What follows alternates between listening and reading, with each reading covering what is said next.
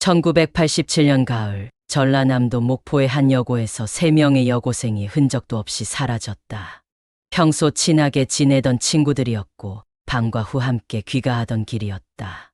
학교를 떠난 후 집으로 돌아오는 길목에서 그들의 행방은 묘연해졌다.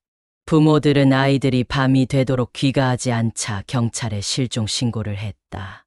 하지만 경찰은 단순 가출로 사건을 취급했고 별다른 수색 작업도 진행되지 않았다. 며칠 후 실종된 학생들은 여전히 돌아오지 않았다.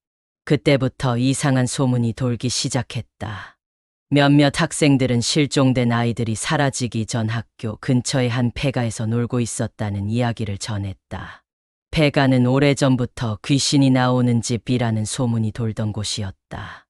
한번 들어가면 이상한 기운을 느끼고 밤이면 창문을 통해 정체불명의 그림자가 보였다는 소문이 퍼져 있었다. 그러나 그것은 단순한 학생들의 장난스러운 이야기일 뿐이라고 여겨졌다. 하지만 문제는 거기서 끝나지 않았다. 그해 겨울 같은 학교에서 또다시 2명의 여고생이 실종되었다. 그리고 이듬해 봄, 마지막으로 1명의 학생이 사라졌다. 사라진 여학생들의 공통점은 모두 같은 길을 지나 귀가하던 중이었다는 점이었다. 목격자도 없었고 어떠한 흔적도 남아있지 않았다.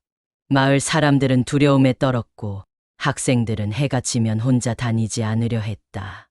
몇몇 주민들은 폐가 근처에서 이상한 소리를 들었다고 말했다. 어린아이의 흐느낌 같기도 하고 희미한 신음 같기도 한 소리였다. 하지만 누구도 깊이 조사하려 하지 않았다. 경찰은 여전히 이들을 단순 가출로 취급했다.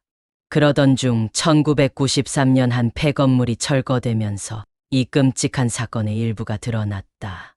철거 작업을 하던 인부들이 지하 공간을 발견했고 그곳에서 몇 구의 유골이 나왔다. 경찰이 출동해 조사한 결과 발견된 유골 일부는 실종되었던 여고생들의 것으로 밝혀졌다. 그들의 유골 주변에는 녹슨 철사와 구속 도구, 그리고 낡은 교복 조각이 남아 있었다. 단순한 실종이 아니라 끔찍한 연쇄 납치와 살인이었던 것이다. 경찰은 용의자를 찾기 시작했다. 당시 폐가 근처에서 살던 한 중년 남성이 유력한 용의자로 떠올랐다. 그는 과거 아동 성범죄 전력이 있었고 사건 당시에도 폐가 주변을 배회하며 수상한 행동을 보였다는 증언이 나왔다. 하지만 그는 유골이 발견되기 1년 전 스스로 목숨을 끊은 상태였다. 결국 사건의 실체는 완전히 밝혀지지 않은 채 미제로 남게 되었다. 그러나 사건이 종결된 이후에도 이상한 소문은 끊이지 않았다. 여전히 밤이 되면 폐가 주변에서 여학생의 흐느끼는 소리가 들린다거나 창문 너머로 긴 머리를 늘어뜨린 여고생이 서 있는 모습이 보인다는 증언이 계속해서 나왔다. 주민들은 사건 이후에도 실종된 사람이 더 있을 것이라며 두려움에 떨었고 그 지역을 지나가는 것을 꺼렸다.